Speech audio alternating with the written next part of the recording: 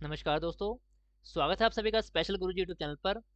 तो दोस्तों, जैसे कि आप सभी को पता है कि असम गवर्नमेंट ने यहाँ पर लोअर प्राइमरी और अपर प्राइमरी लेवल पर काफ़ी सारी परमानेंट वैकेंसी यहाँ पर निकाली है। दोस्तों, लोअर प्राइमरी की वैकेंसी की पूरी डिटेल वीडियो हमारे चैनल पर आ चुकी है। अगर आप उसकी सारी जानकारी लेना चाहते हैं ए से लेकर जेड तक, तो जा करके वीडियो देख सकते हैं। उसमें हमने सारी बातें बताई हैं। फिर भी अगर आपके कोई डाउट्स हैं तो कमेंट बॉक्स में पूछ लीजिए, हम आपके सभी कमेंट्स का सही से आंसर देने की पूरी कोशिश करेंगे। आज की इस वीडियो में बात करने वाले हैं असम वैकेंसी के एडवर्टाइजमेंट नंबर बी, जिसमें अपर प्राइमरी की वैकेंसी यहाँ पर निकाली है। तो वीडियो शुरू करने से पहले बता दूं कि ये जो वैकेंसी है असम वाली, चाहे वो लोअर प्राइमरी है चाहे वो अपर प्राइमरी है, इसमें केवल असम के मूल निवासी ही अप्लाई कर सकते हैं। यानी असम के जो मूल निवासी है, असम के डोमिसाइल है, केवल वही अप्लाई कर सकते हैं, बाकी स्टेट के कैंडिडेट अप्लाई नहीं कर सकते। और इसके साथ साथ एक खुशी की बात यह है, दोनों वैकेंसी में दोस्तों लोअर प्राइमरी वाली वैकेंसी में स्पेशल डिप्लोमा वैलिड है, और अपर प्राइमरी वाली वैकेंसी में स्पेशल डिप्लोमा के साथ साथ स्पेशल बीएड भी वैलिड है। तो जनरल कैंडिडेट्स और स्पेशल एजुकेटर्स सभी इसमें अप्लाई करने के लिए एलिजिबल हैं। सारी बातें इस वीडियो में बताने वाला हूँ। टोटल वैकेंसी जो अपर प्राइमरी की निकाली गई है यहाँ पर 1750 है, यानी 1750 टोटल वैकेंसी यहाँ पर निकाली गई है। दोस्तों, ये जो वैकेंसी होती है लैंग्वेज के हिसाब से बटी होती है। 1750 वैकेंसी कैटेगरी वाइज कौन से डिस्ट्रिक्ट में कितनी है, इसकी पूरी वीडियो हमने बना रखी है। जाकर के आप वैकेंसी का बाइफर्केशन देख सकते हैं कि कौन से लैंग्वेज में कौन से असम के किस डिस्ट्रिक्ट में कितनी सीटें हैं। वहां से आप वो वीडियो देख सकते हैं, क्योंकि वो जानना आपके लिए बहुत ज़्यादा ज़रूरी रहेगा। जाकर के आप चैनल पर देख सकते हैं। आगे बात करते हैं अपर प्राइमरी वैकेंसी की एलिजिबिलिटी और बाकी सारी बातों के बारे में। इस वैकेंसी में केवल असम के निवासी अप्लाई कर सकते हैं, उनके पास असम का डोमिसाइल होना चाहिए। इसके अलावा जिन्होंने असम टेट या फिर सी टेट पास कर रखा है, अपर प्राइमरी वाला यानी कक्षा 6 से 8 वाला सी टेट जिन्होंने पास कर रखा है, वो इसमें अप्लाई कर पाएंगे, सी टेट या फिर असम टेट। यहाँ पर बोला है इधर इन लैंग्वेज 1 और language 2 of both A TET and C TET shall match the medium of instruction of the school where in the candidate wish to apply. तो दोस्तों, जैसे कि मैंने आपको बताया, ये असम की वैकेंसी लैंग्वेज के हिसाब से बटी होती है। तो आपके पास सी टेट या फिर ए टेट अगर है, तो सी टेट और ए टेट में आपके पास वही लैंग्वेज 1 और वही लैंग्वेज 2 होनी चाहिए।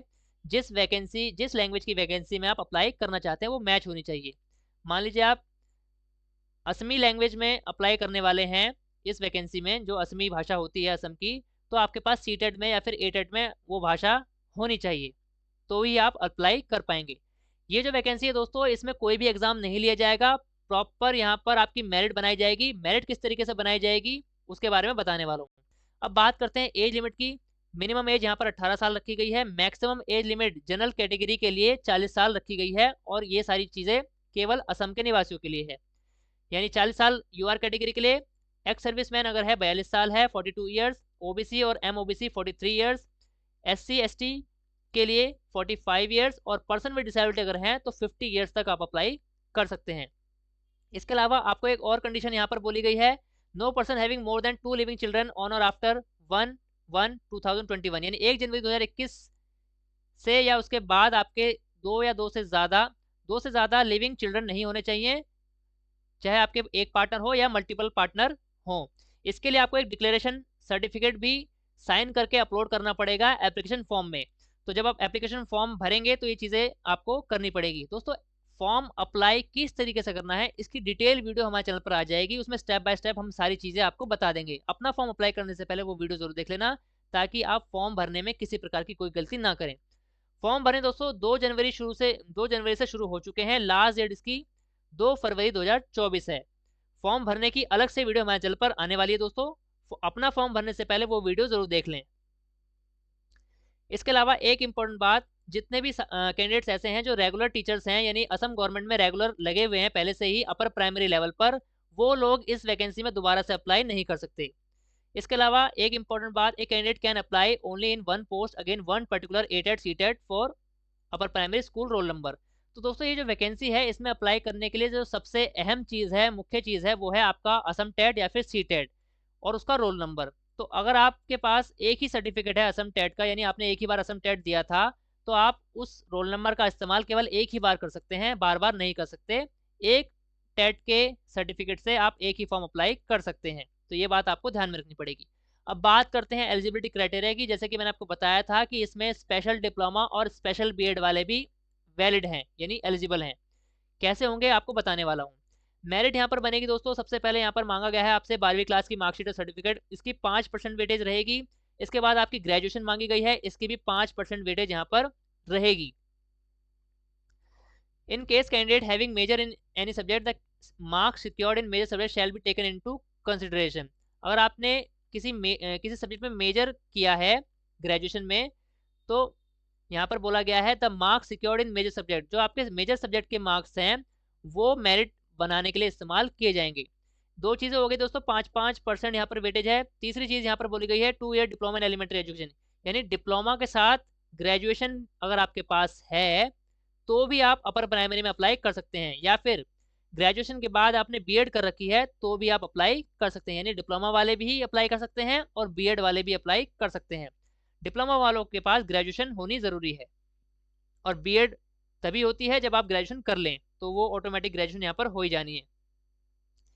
5% वेटेज रखी जाएगी दोस्तों अगर आपके पास डिप्लोमा इन एलिमेंट्री एजुकेशन है या फिर बीएड जनरल है। इसके अलावा डिप्लोमा स्पेशल भी यहाँ पर वैलिड माना जाएगा और बीएड स्पेशल भी वैलिड माना जाएगा। यानी पूरी तरह से इंक्लूजन यहाँ पर किया गया है। डिप्लोमा जनरल वाले, डिप्लोमा स्पेशल वाले, बीएड जनरल वाले और बीएड स्पेशल वाले सभी लोग इस वैकेंसी में अप्लाई करने के लिए एलिजिबल रहेंगे। इसकी 5% वेटेज रखी गई है। सबसे ज़्यादा जो वेटेज रखी गई है वो दोस्तों टेट की रखी गई है। अगर आपका असम टेट है या फिर सीटेट है, उसकी 80% यहाँ पर मेरिट में वेटेज रखी गई है।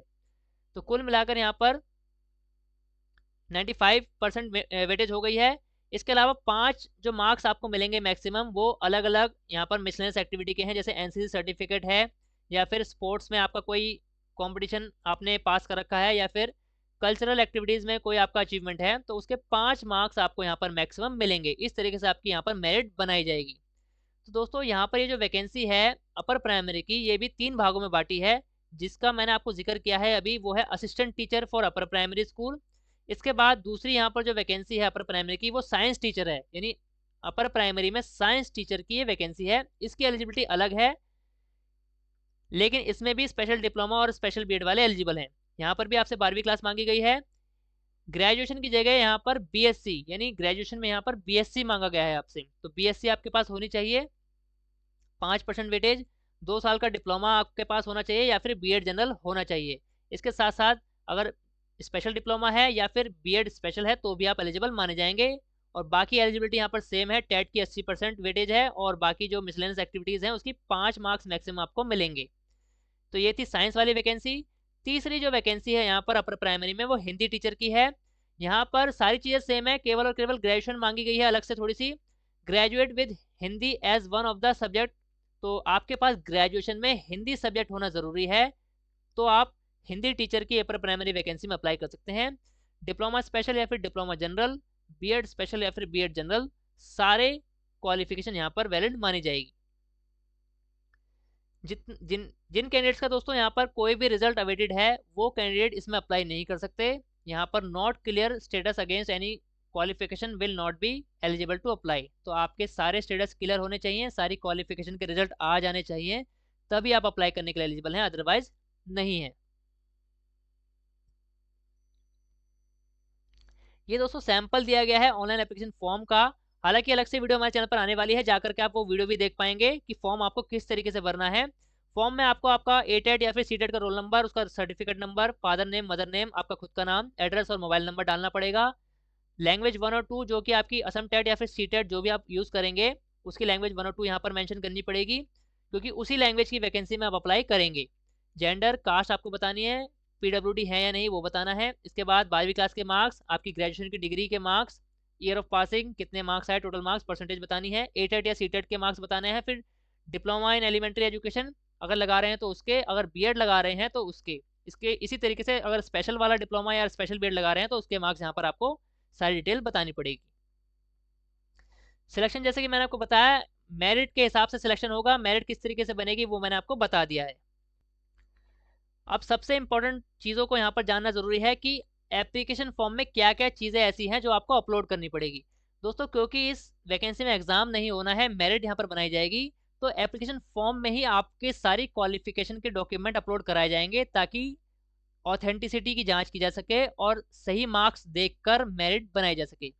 क्या क्या चीज़ें अपलोड करनी पड़ेंगी वो देख लेते हैं। सबसे पहले रिसेंट पासपोर्ट साइज फोटोग्राफ, आपका जो हायर सेकेंडरी का मार्क्स एडमिट कार्ड होता है, यानी 12वीं क्लास के एग्ज़ाम का जो एडमिट कार्ड होता है वो भी यहाँ पर आपको अपलोड करना पड़ेगा। 12वीं क्लास की मार्कशीट और सर्टिफिकेट आपको अपलोड करना पड़ेगा। इसके बाद ग्रेजुएशन की मार्कशीट और सर्टिफिकेट या डिग्री जिसे कहते हैं वो अपलोड करनी पड़ेगी।